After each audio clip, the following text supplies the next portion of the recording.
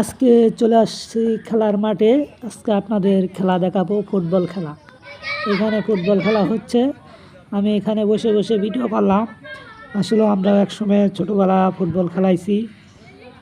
আপনারাও সবাই আসলে ছোটোবেলা অনেকেই ক্রিকেট খেলাইছেন, ফুটবল খেলাইছেন, অনেক খেলাধুলা করছেন। আসলেও এগুলো এখন মাঝে মাঝে উপভোগ করি যে আমরাও আগে এরকমভাবে খেলাধুলা করছি। দেখেন তারা খেলাধুলা করতেছে, ফুটবল খেলা অনেকটাই ভালো লাগতেছে আর সময় কাটাইতেছি, খেলাটা দেখতেছি। তাই ভাবলাম আমি একা একাই খেলাটা দেখবো, উপভোগ করব, আপনাদেরও কিছু দেখাই। তার জন্য একটা ভিডিও নিলাম, ভিডিও নিয়ে আপনাদের সাথেও শেয়ার করলাম। দেখেন আসলে এই খেলাটা দেখে অনেকেরই মনে হবে যে আমরা ছোটোবেলায় একদিন এভাবে খেলাধুলা করছি।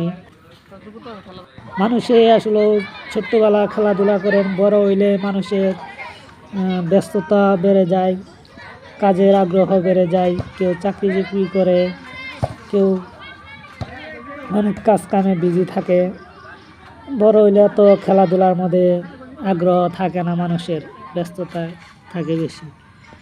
আর ছোট্টকালে আসলে সবাই থাকে খেলার ধান্দা, কোন জায়গায় ক্রিকেট খেলা হবে, কোন জায়গায় বল খেলা হবে, ঠিক আছে। তাই এই খেলাটা দেখে অনেক ভালোই লাগলো, আপনাদের সাথেও শেয়ার করলাম।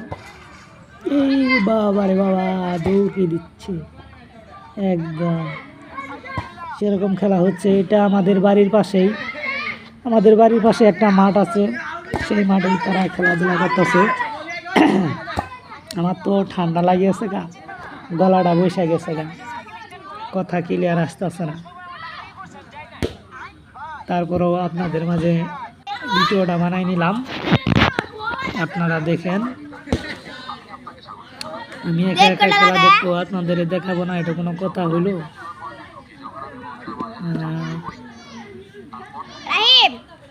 আমার এই খেলাটা, এখানের খেলাটা কে কে কোথায় থেকে দেখতেছেন অবশ্যই জানাবেন। আর খেলাধুলার ভিডিও যদি অবশ্যই আপনাদের কাছে ভালো লাগে, অবশ্যই একটা লাইক, একটা কমেন্ট, একটা শেয়ার করে দিবেন। মাঝে মাঝে আসলে বিনোদন, খেলাধুলা দেখতে খুবই ভালো লাগে। বিকালবেলার পরিবেশ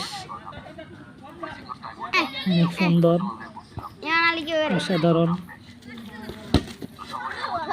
তাদের ভিডিওটা করে রাখলাম, তারা একদিন বড় হবে, বড় হয়ে যখন এই ভিডিওটা দেখবে তখন তাদের কিরকম লাগবে যে আমরা এত ছোট